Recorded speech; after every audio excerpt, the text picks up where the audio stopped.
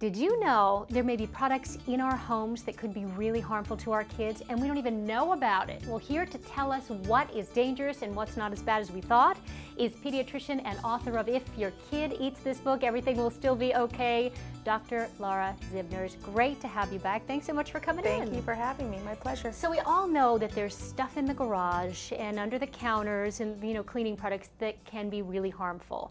But you're talking about things that we might not even know about. Exactly. Sometimes the most deadly things in your house are the ones that you're not even aware are poison. Really scary. So let's start with the things that contain alcohol. Tell us why these are so harmful. Sure. Well, first off, alcohol is important because it can cause much more severe effects in kids than it can in adults, including a very low blood sugar, and in a small amount can be deadly.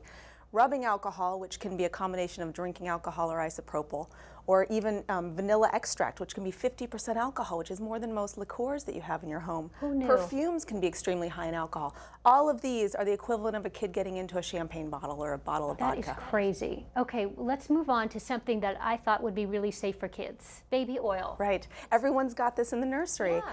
Even a small sip, one capful, if any of that gets into the belly and into the lungs, kids can have trouble breathing. If it's repeated over a long period of time, it can be a chronic problem. Or if they get a big dose, they can have respiratory failure and wind up on life support. Keep the baby oil out of reach.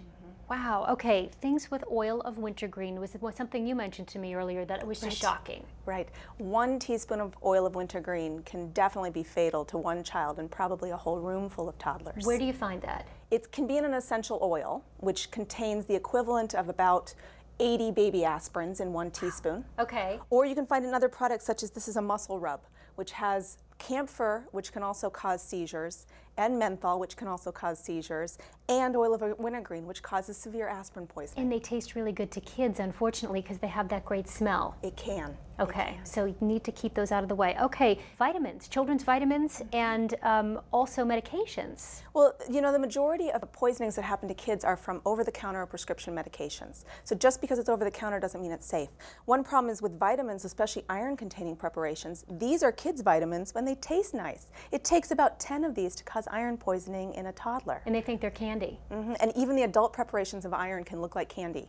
So you have to be very, very careful with that. Don't let your kids get their own. And pain medications, certain pain medications are great when they're given in the right dosage, but this particular one, acetaminophen, it would take about 1.5 ounces in a 1-year-old to get to a toxic level. Oh my goodness. That's a swig. Okay, good to know. Magnets, and we're not just talking about them being choking hazards. Why are they so dangerous? Well, if you look inside these magnets, they have these little tiny magnets. And if these come loose and a kid swallows 1 or 2 of them, the magnets can get stuck together inside the intestines and cause a loss of blood supply to the guts. And that can be life-threatening. They can lose part of their intestines just because 2 tiny magnets found their way to each other in the belly. More harmful than we could have thought. Adult medications, prescription and over-the-counter. Right, well it's both. There are several drugs that in even 1 adult dose could be potentially fatal to a kid who's about 1 year old. Over-the-counter anti-diarrheal medicines are very similar to morphine in their effect, and a kid could get very snoozy and kind of forget to breathe.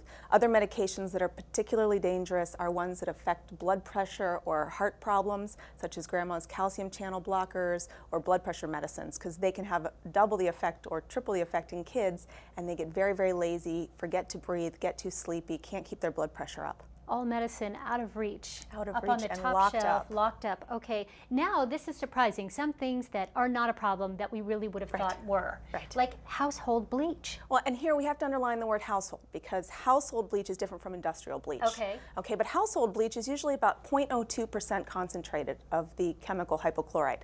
And if a kid gets just a small sip or a little swig, it's actually not harmful. It's okay. Wow, amazing. Didn't know that. Okay, birth control? He can eat the pack. Whole pack? He can eat it. Get out. He's going to puke. A lot. And then he's going to be fine. Okay, glue, super glue, regular glue? He can eat it, he can lick it. The thing with super glue is if he glues parts of his body together or glues his pants to his body, the best way to get rid of that is oil. So I would throw him in a bathtub with a big thing of salad oil and let him roll around till the glue comes loose. In your book you say you can even glue your eyes shut and you still be all right. In fact, plastic surgeons and eye doctors use They use glue. glue all the time to repair wounds.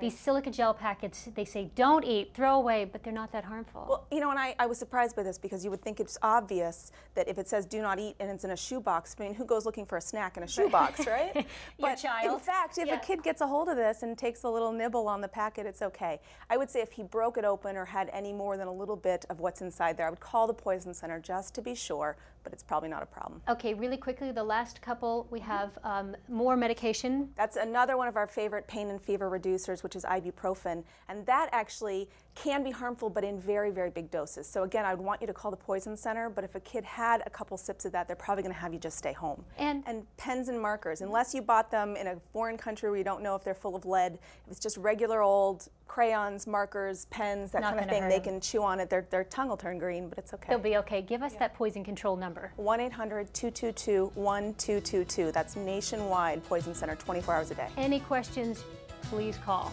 First thing you should do. Okay, thank you so much for coming in. Great information, and for more great tips and advice from Dr. Zimners, pick up a copy of her book. If your kid eats this book, everything will still be okay. Thank you so much for watching, and we will see you again soon.